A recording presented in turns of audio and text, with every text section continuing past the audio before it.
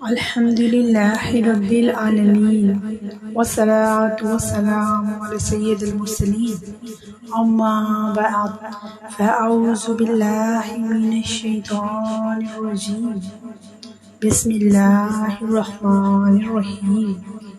Assalamu alaikum. Most welcome guys in my channel Nehana's Islamic Information. I am your host.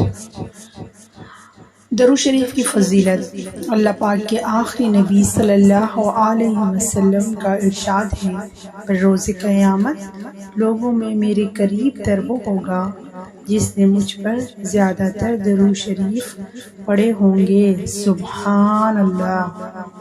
صلو علی الحبیب صلی اللہ علی محمد۔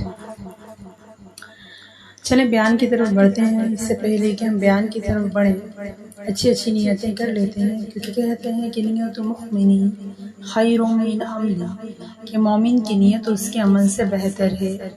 تو چلیں نیت کرتے ہیں کہ اللہ تعالیٰ کی رضا حاصل کرنے کے لیے بیان دیکھیں گے اور بنا رہے ہیں، اور انشاءاللہ تعالیٰ اول تا آخر دیکھیں گے، اس پہ عمل کرنے کی بھی کوشش کریں گے اور لوگوں کو بھی دین کی دعوت دیں گے۔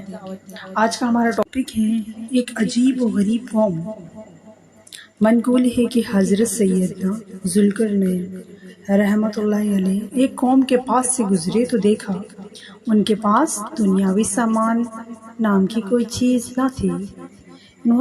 انہوں نے بہت سی قبریں کھود رکھی تھی۔ صبح کے وقت وہاں کی صفائی کرتے اور نماز ادا کرتے، پھر صرف سبزیاں کھا کر پیٹ بھر لیتے، کیونکہ وہاں کوئی جانور موجود نہ تھا جس کا وہ گوشت کھاتے۔ حضرت سیدنا ذوالقرنین کو ان کا سادہ انداز زندگی دیکھ کر بڑی حیرت ہوئی۔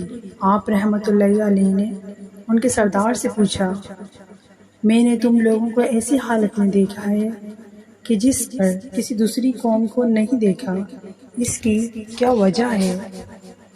تمہارے پاس دنیا کی کوئی چیز نہیں ہے اور تم سونا اور چاندی سے بھی نفع نہیں اٹھاتے۔ سردار کہنے لگا، ہم نے سونے اور چاندی کو اسی لیے برا جانا کہ جس کے پاس تھوڑا بہت سونا یا چاندی آ جاتی ہے وہ انہی کے پیچھے دوڑنے لگ جاتا ہے۔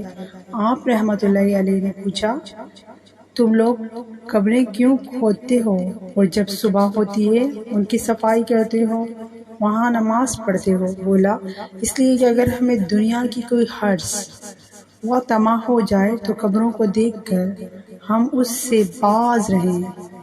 آپ رحمۃ اللہ علیہ نے پوچھا، تمہارا کھانا صرف زمین کی سبزی کیوں ہے؟ تم جانور کیوں نہیں پالتے تاکہ ان کا دودھ حاصل کرو، ان پر سواری کرو اور ان کا گوشت کھاؤ؟ سردار نے کہا، اس سبزی سے ہماری گزر بسر ہو جاتی ہے اور انسان کو زندگی گزارنے کے لیے اتنی چیزیں ہی کافی ہیں، اور ویسے بھی خلق سے نیچے پہنچ کر سب چیزیں ایک جیسی ہو جاتی ہیں، ان کا ذائقہ پیٹ میں محسوس نہیں ہوتا۔ حضرت سیدنا ذوالقرنین نے اس کی حکمت بھری باتیں سن کر اسے پیشکش کی، میرے ساتھ چلو، میں تمہیں اپنا محشر بنا لوں گا اور اپنی دولت میں سے بھی حصہ دوں گا۔ مگر اس نے معذرت کر لی، کہا، میں ایسی حالت میں خوش ہوں۔ چنانچہ حضرت سیدنا ذوالقرنین وہاں سے تشریف لے گئے۔ اللہ رب العزت کی ان پر رحمت ہو اور ان کے صدقے ہمارے بے حساب مغفرت ہو، آمین بجائے الامین۔ صلو علی الحبیب صلی اللہ تعالی علی محمد۔ دیکھیے میٹھی میٹھی اسلامی بہنوں اور بھائیوں کے اس طرح کے لوگ بھی زندگی میں گزرے ہیں جو اللہ تعالیٰ کا صبر و شکر کرتے ہوئے زندگی گزارتے تھے، پر آج اگر ہم کمپیئر کریں اپنے آپ سے یا آج کے معاشرے کے لوگوں سے، اللہ تعالیٰ کی دی ہوئی ہر نعمت ہے، اس کے باوجود بھی ہم کہتے ہیں کہ ہمارے پاس یہ نہیں ہے، یہ نہیں ہے، یہ نہیں ہے۔ تو ہمیں ایسا نہیں کرنا چاہیے۔